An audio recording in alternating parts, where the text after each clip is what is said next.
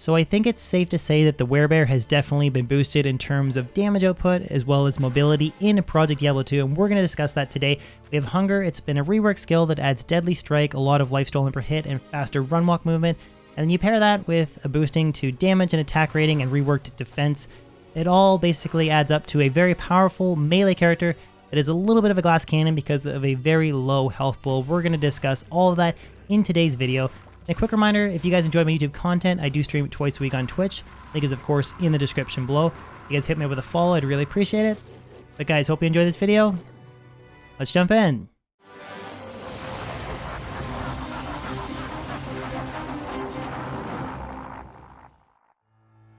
So there's a few points that I want to dive into before I jump into the skill tree and the gear of my Werebear on Project Diablo 2. And the first is of course the reworking of the skill Hunger. So in LOD, it's basically a massive mana and life stolen per hit skill that reduces your damage output. It is completely reworked in PD2, so it gives you consume a corpse I should say, and then it gives you increased faster run walk movement, life stolen per hit, as well as critical strike. So I actually have 100% deadly strike with this setup between High Lords and using the skill Hunger. As long as I'm consuming corpses and keeping that duration up, I have 100% deadly strike, which is pretty crazy for any melee build. I mean, that's really a hard target to hit. I don't think a lot of builds hit that outside of using like High Lords, Gores, and the Death, I think, because that has a massive amount of deadly strike. But again, it's a very cool feature that makes the Werebear a lot more powerful in Project Diablo 2. With the second key point being that a high defense is actually very beneficial to the Werebear or really any character in PD2 because it is not reduced to 0 when you're running. So having a higher defense means there's a lower chance of a monster hitting you. And as you continue to put more points into Werebear, it gives you a damage bonus as well as a defense bonus. So I actually stack some additional extra defense with the body armor that I'm using, as well as sinking a lot of points into Werebear just to get my defense close to 15k. And it's actually very valuable because monsters have a roughly 20% chance to hit me, so that actually does help the Werebear even be more tanky with the massive amount of damage and life leech that it already has. Now I know what you're going to say. You just said in the intro that it is a glass cannon character, and then you just said after it that it's a very tanky character. So what's the deal here? Well, you are essentially tanky because Maul has splash damage and is stuns, so there's a good chance that monsters aren't going to hit you because they're going to be stunned.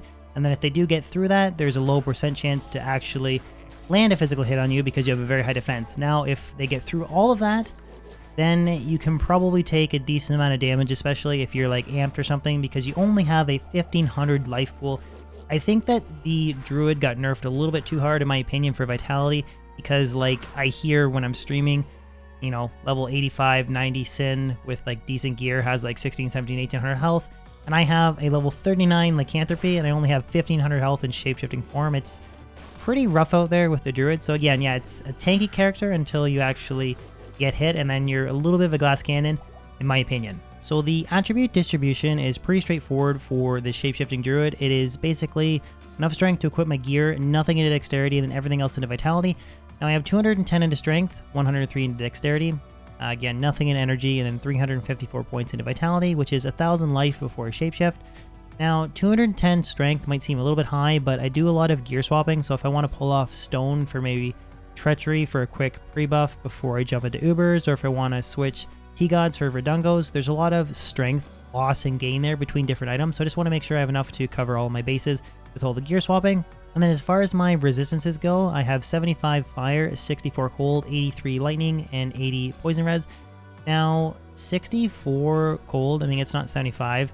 Cold isn't super important, but I do have 40% cold absorb between my two Ravenfrosts on my gear, so I'm basically covered in terms of elemental damage, because I did feel like elemental damage from enemies is a little bit more harsh in PD2 than LOD, so that's why I wanted to make sure I had all of my res capped across the board, especially considering, like I mentioned earlier, I only have like 1500 life, so very small life pool, so I thought it was very important to cap all of my res on my Werebear for PD2.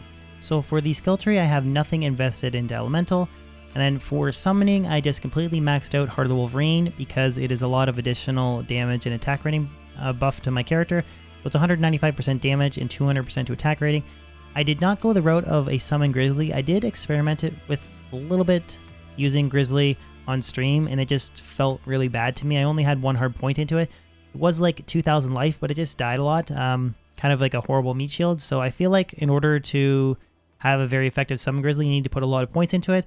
And I wanted to focus more on shapeshifting, so that's the reason why I'm not using Summon Grizzly, if you guys are curious why. And then for shapeshifting itself, I maxed out Werebear, Maul, Hunger, and Lycanthropy. So Lycanthropy gives you additional max life percent bonus, as well as attack rating bonus. And then more points into Werebear is more damage and defense. Maul is the same thing.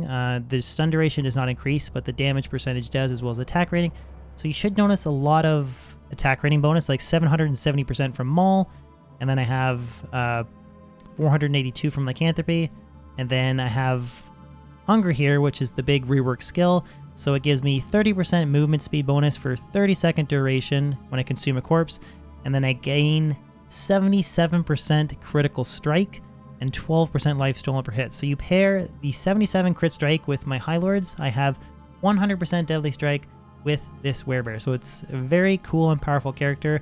And then you take my raw physical damage, then 100% multiply it by 2 for every single hit. It's just a really cool addition to make the Werebear like a more viable character. So now going over the gear for my Werebear Druid, it's not really top tier, but it's getting there. Outside of like an Ethereal Tomb Reaver and maybe like better shapeshifting skillers and then a puzzle box on my Jalals and a few other corrupts, I mean, we're almost there for perfect gear. But starting off with the weapon, on the main hand I have a non-eth 3 open socket Tomb Reaver that has 2 Shale Runes in it and a 15 IS Poison Res duel. So the IS Poison Res duel, make sure I have really good Poison Res, obviously, because like I said, poison damage, I feel like it's buffed up a lot in PD2, but getting that 100% increased attack speed breakpoint helps me reach a very fast attack rate with the shapeshifting Werebear Druid, because IS on the weapon is basically how you get different breakpoints. So it's the reason why I'm using Tomb Reaver. And it also has 60% MF, which is a nice bonus. And then for the helmet, I have a Corrupted Jalals with 1 to all skills. That's a very, very low chance of getting that corrupt, but it does add 5 to shapeshifting skills, as well as like res and attack rating and fast hit recovery. So it's a really nice helmet for this build. And then I have High Lords, which gives me deadly strike based on character level, 1 to all skills, and then lightning res and increased attack speed. And then I pair that with the rumored Stone, which is reworked in PD2. It has the Indestructible mod, 1 to all skills, 60 FHR with strength, vitality, and all res. So it's a pretty nice, solid body armor. Something like Fortitude would probably be better with 200 DD, but until I get a low rune, we're just gonna rock Stone. And then I have Corrupted Altars that have 3 to maximum lightning res, and then plus 9 lightning res, as well as the 49 light res, as well with the 49 fire res. And then we have the 40% faster run walk and 50 life, so all the stuff that we love about Alders. And then we have Venom Grip Gloves. This is basically my max poison res and a little bit of crushing blow and life stolen per hit. And then I pair that with T-Gods. This is plain. And then I have 2 Raven Frosts. One is corrupted for extra gold fine. The other one is corrupted for 3% all res. So just making sure I have a lot of cold absorb, and then as well as attack rating. It's just a nice way to kind of wrap up the melee character. Now I don't have mana stolen per hit. That's kind of the one downside of this build, but you just kind of pod the odd time and it's not too bad. And then on the offhand, I have Harmony here, Turith, Soul, and Co. I can't tell you how many times I get asked on stream what I'm using on the offhand to run faster. It's just this very cheap rune word, so I pair this Vigor Aura with the Hunger, and I get a lot of faster run walk and movement. It's just nice for mobility for a melee character. And then my inventory is just a full shapeshifting skiller here. Most of them are plain. This is 3 to strength, and then 2 of them have additional plus life. And then I have different assorted resistance and life small charms, and then I have a Druid Torch here. Torches are a little bit different in PD2, so 1 to Druid skills, and it rolls varying vitality, res, and energy. So it's better than no torch. It's not quite as powerful as LOD, but that vitality is very important considering how much the Vita Pool is nerfed in PD2 for the Druid. And then to complement my Werebear, I have an Act 5 Mercenary. That's because he grants me the Might Aura. And then his gear is actually pretty solid. I mean, it's kind of like upper middle tier gear, not quite god tier, but the boots are corrupted rite of passage boots. They're corrupted to add 16% lightning res, and these are also Mercenary source of Cannot Be Frozen. And then have a Crown of Thieves corrupted for 6 DR, Treachery and Ethereal Great Hallbark, as well as String of Ears, Drax Gloves, and then I have a 3 open socket corrupted upped Gavel of Pain with a Hell, Shale, and Shale rune in it. So he gets 40% increased attack speed and just a 15% chance to cast level 16 amplified damage on striking. So this helps boost my overall melee damage output. And the Helverin is just basically so he has enough strength to equip it, because it's a 203 strength requirement with the Helverin. It's higher than what the Mercenary can equip without the Helverin, so that's the reason why it's Hell, Shale, and Shale. But it's a decent overall Mercenary package that has damage reduction, cannot be frozen, a lot of life stolen per hit, as well as a source of amp damage proc to kind of boost my overall damage output on my Werebear.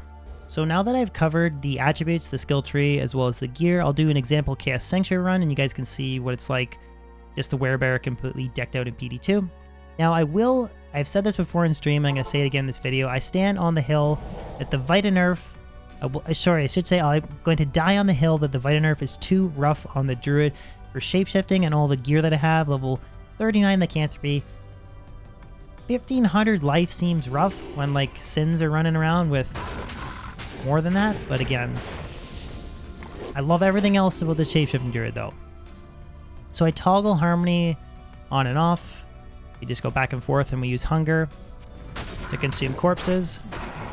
So you can see with the splash damage and Maul, we can stun a lot of stuff. There's amp damage for the Mercenary.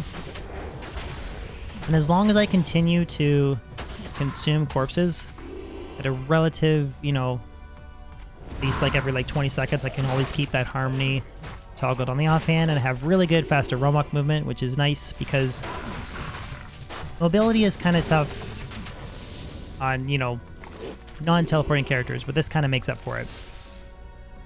So I can get around really quickly, making solid damage, which it's 9,000 is the max damage once Maul is completely decked out. And then remember, we have a 100% deadly strike, so basically every hit is worth about 18k max damage. And then it's going to go even higher than that when the Mercenary procs amp damage from the Gavel of Pain weapon that he's using.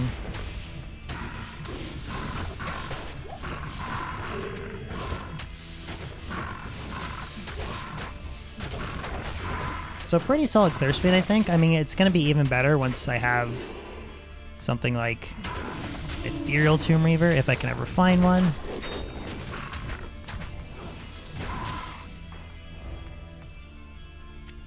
Got a mana pot. That's probably the only downside of this build right now is I don't have a really nice dual leech ring. There's an Ort Rune. Nobody cares.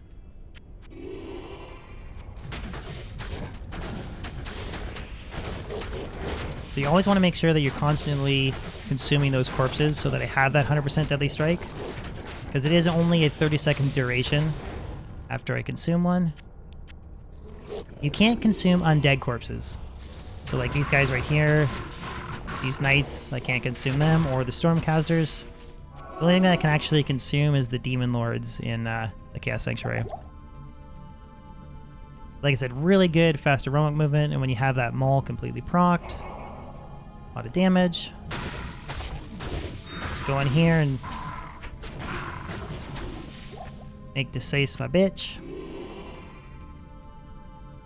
You'll see how quickly I killed Diablo too. It's pretty... Man, I think the Hunger Maul Werebear is definitely more fun to play. There's the runes. Runes of Vizhun map.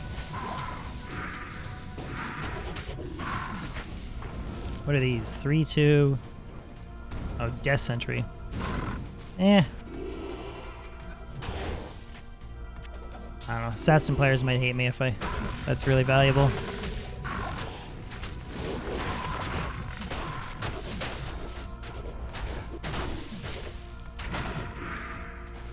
The splash damage and then just the combination of like the stun and fast attack rate and then having amp damage for the Mercenary, it's a really, really fun character to play. Just get around really quickly, good damage, good movement, horrible life pool. Not even death can save you from me.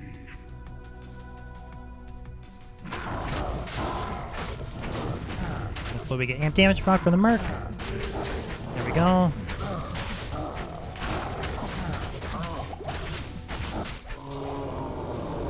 There's a player's one, Diablo kill.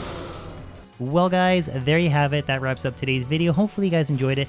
As always, if you guys could throw a like on it, share it, and even consider subscribing if you're new to my YouTube channel. I post new weekly content on YouTube and I stream twice a week on Twitch. So a follow on Twitch and a sub on YouTube would be amazing. Other than that, guys, hope you have a fan-frickin-tastic day, and I'll catch you on my next video or live stream. Peace out.